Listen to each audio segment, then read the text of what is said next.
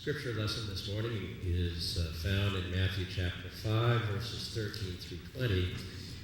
If you were here last Sunday, you understand that we are beginning a series of sermons that will be exploring Jesus' Sermon on the Mount. We spoke about the Beatitudes last Sunday, that section of the Sermon on the Mount where Jesus talks about who is who among the blessed. Jesus continues his words of blessing in this next section that we'll be looking at today. So we'll read this. I have a little bit of commentary that I'm going to throw in because, sort of like last week, I'm not sure that I completely appreciate this particular translation of Jesus' words, but let's read them as they are, and I'll share some thoughts on that. You are like the salt of the whole human race, Jesus says. This is, as I say, part of his Sermon on the Mount. You are like salt for the whole human race, but if salt loses its saltiness, there is no way to make it salty again.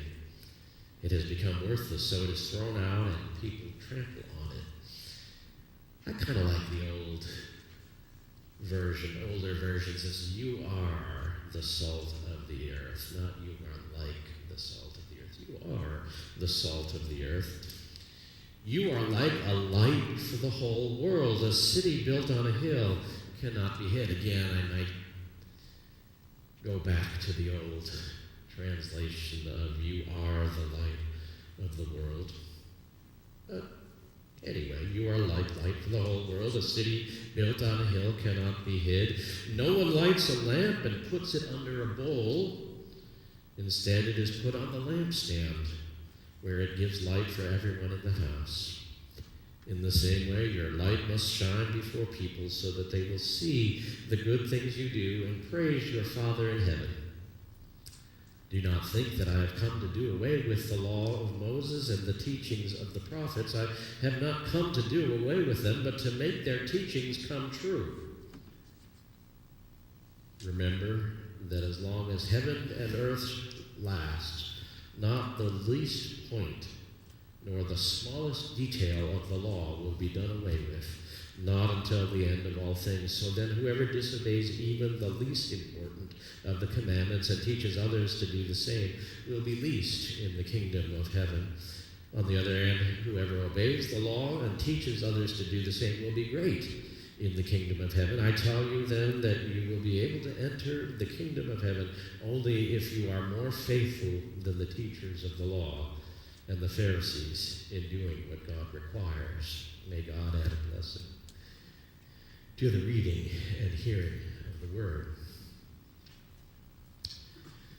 Well, when I was growing up, my older brother Rick, he had graduated from high school at this point and was living at home. And he had a good friend who was in a similar situation named Otis. Now, Otis was one of those folks who trouble seemed to follow Otis around wherever he went. Otis was always in some sort of crisis or calamity, usually brought on by his own choices and just the general instability of his life. And most of the troubles, crises that he had tended to revolve around his broken down 1963 Chevy Impala. He had paid, I think, probably $200 for this old car, and it was barely on the road when he bought it, and he just did not have the money to keep it up. And so over and over again, there would be these situations where the car, which was incredibly important to him to get into and from his job and that sort of thing, just wasn't working right. See, one of the things you need to understand, back in Chicago where I grew up, they didn't have inspections. So there were all sorts of cars like this Impala that just barely were on the road. They wouldn't be allowed to be sold here in New Hampshire, but back there, gosh, if when somebody was willing to spend the money on it, you could sell a car. Well, anyway, Otis had this 63 Chevy Impala, and there were always problems with this. And when he had a problem, he would call upon his good friend, my brother Rick, to help him solve his problems. One of the most memorable crises came about when one summer day when Otis drove up into our driveway and knocked on the door, and when Rick came out, he said, "Rick, I got a problem with the car." And Rick said, "Well, of course, what a surprise." And so what seems to be the problem this time? And Otis said, "Well, there's flies buzzing all around the car, and I don't know why. And also it kind of stinks in the car. There just, it smells almost like something died in the car, but I looked all around and I can't figure out why." And so Rick went out to survey the scene, and he looked inside, and then there were all of these bottles or cans of insect repellent laying around, and cans of air freshener laying around. He opened the door, a whole bunch of flies flew out, and then at the same time, this stench wafted out of the car. And indeed, it smelled exactly like someone or something had died in the car. Well, Rick went about trying to figure out where the source of this stench was coming from, and he and Otis looked all throughout the interior of the car, and nothing was there. And it began to dawn on my brother what had not seemed to dawn on Otis, which was that it was probably in the trunk. And so with grisly images of worrying about what he might find, when he opened up the trunk, he asked Otis, "Please, could you pop the lid of the trunk?" And immediately upon doing that, a veritable cloud of flies flew out, hundreds of them, along with the foulest, most disgusting stench that you could imagine. It filled the neighborhood. My brother told me that he heard people down the street two blocks away walking their dogs saying, "What is that smell?" And it was at that point that Otis started looking a little sheepish. He said, "What's going on?"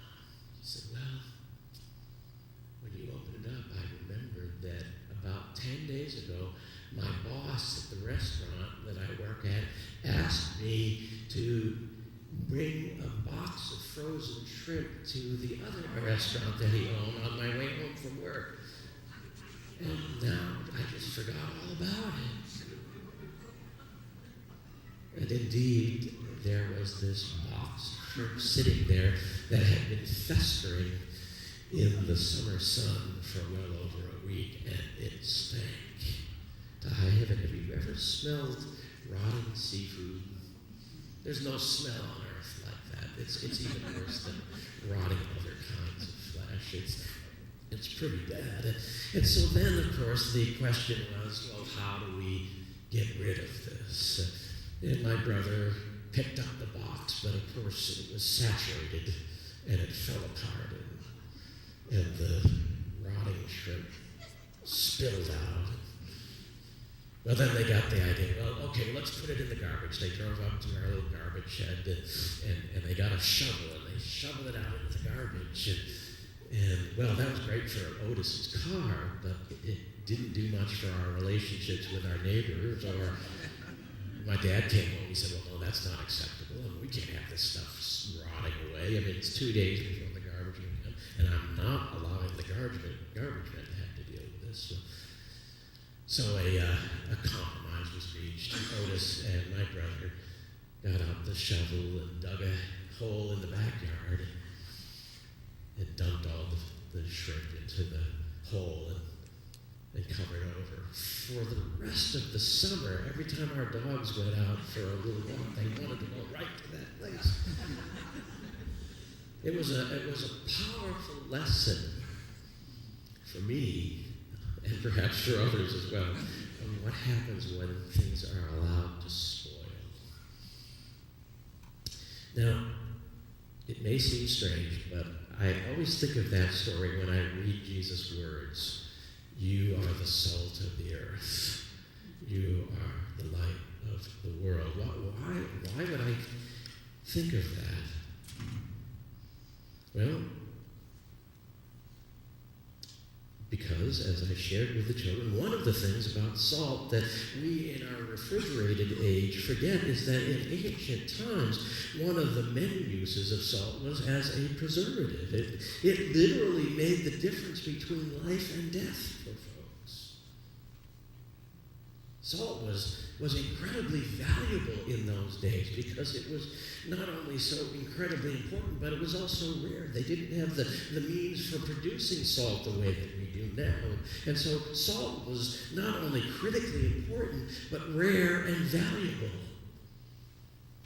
We if we think of Jesus saying, well, you're the salt of the earth, a little Morton salt container, we miss how incredibly precious this blessing of Jesus, saying that you are the salt of the earth. What Jesus is saying here is that you are valuable, you are precious, you are rare, you have a vital and important job to do in the world. You're something else. Well, he says something else too. He says you are the light of the world. What would we do without light?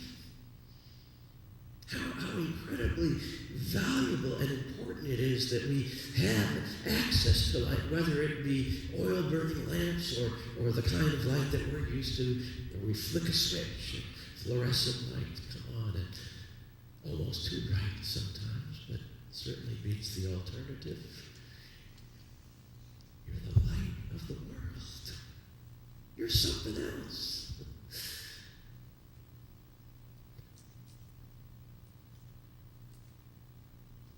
You are the salt of the earth.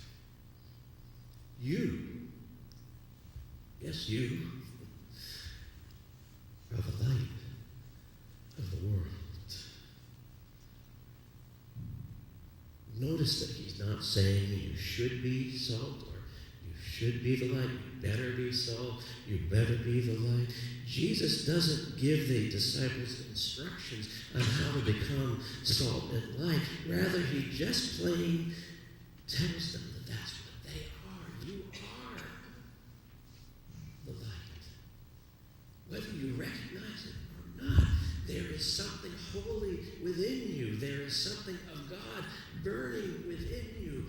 It's there. You're glowing, whether you recognize it or not.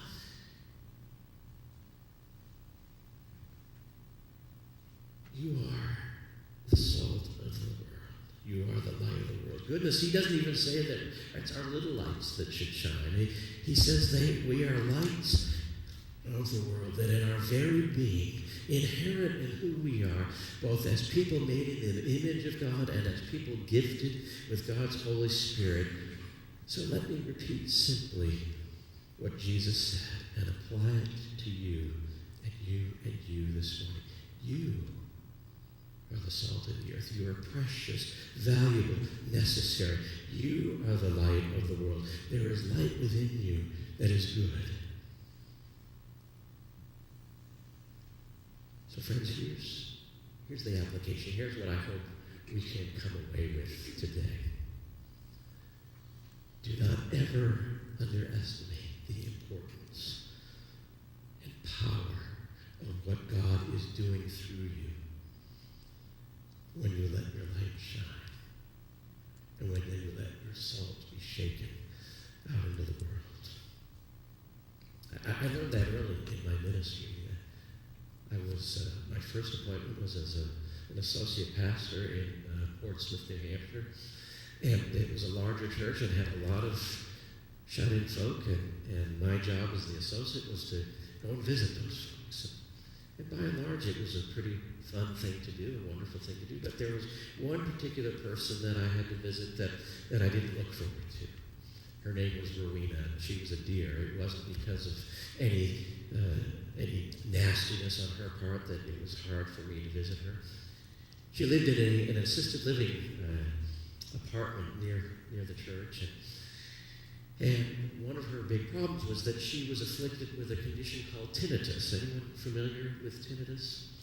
So in her case, it was a severe, deep ringing in her ears that never, ever stopped, never, ever went away. And in Rowena's case, it was so bad that she could not hear another person speak. And this is what she lived with constantly, never with any complaint. It would have driven me nuts. But God bless Rowena. Well, anyway, so to go and visit Rowena, what it meant to do is that she had a pad of paper, and she would hand you the pad of paper, and you would write down what you were wanting to say to her, and then she would respond. And because she didn't have many visitors, and she was kind of used to filling space, she would respond at length. And because she had this ringing in her ears, she had to shout over the ringing in order for herself to be able to hear. So it was not only that she spoke at length, but it was loud. And between that and the heat in her apartment and the airlessness of that little apartment, by the time I was finished visiting her, I almost always had a splitting headache. And I got to that point where I was, kind of would avoid going there. I'm not proud of this. I would avoid going there, or I do those little rationalizations that we do when we're trying to make ourselves feel better about lowering our standards a bit. That cost-benefit analysis. Well, it really can't mean that much to her for me to come and visit her, and is it worth it? Is it really getting that much out of it? So for me to come out with this splitting headache, and that's what I was thinking.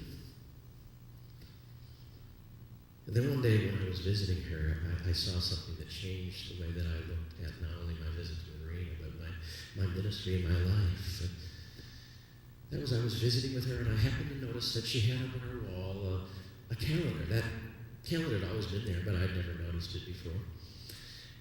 My wife would say, big surprise, you didn't notice something. So anyway, I looked up on this calendar. I noticed that there were in just a handful of little squares for each date, little handwriting, and I couldn't quite make it out. And then I finally was able to be in a situation where I could see, and I saw what was written on there. It was names. And then I happened to notice my name, and it was the date of the last time that I had visited her. And I realized that she was writing down the names of folks who had come to see her. And how much it meant for her in her isolation, without much in the way of family around, that somebody would come and melt down that loneliness and preserve that sense of hope and of being someone that God cared about and God hadn't forgotten. Never underestimate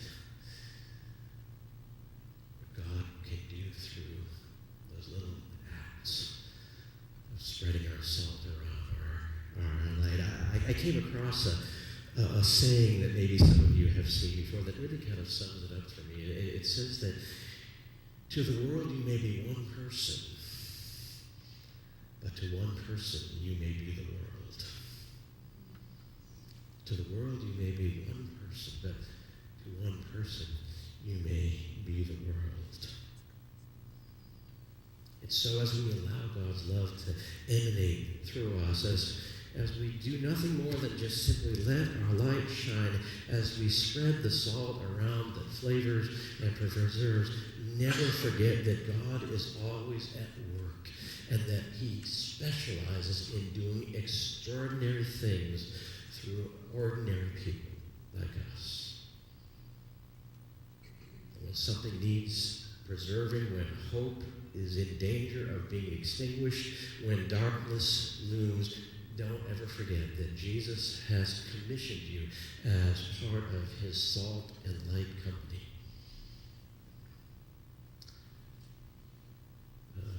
I read recently about how For the last several centuries, artists from Northern Europe and America have spent their winters in southern France.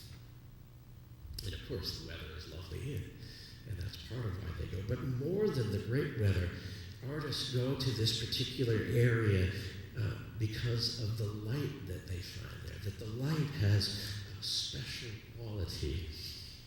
The way the light shines off a lily pond or illuminates sunflowers or causes the sea to sparkle, they find it is indescribable. In the south of France, natural light has inspired some of the best Western visual art ever produced. But I had my wits about me, I would have probably shown some up on the sign. But you've seen some of these beautiful pictures that come from that part of the world where that special light shines. Well, friends, that's our call. To be the south of France kind of light that illuminates, that inspires others to see the beauty of God's love, the beauty within their very being. That's who you are. That's who we are. The south of France sort of light that shines and illumines. That's who you are, who we are. The salt that preserves and infiltrates and flavors, that stops the world from stinking. That sometimes is even the difference between life and death.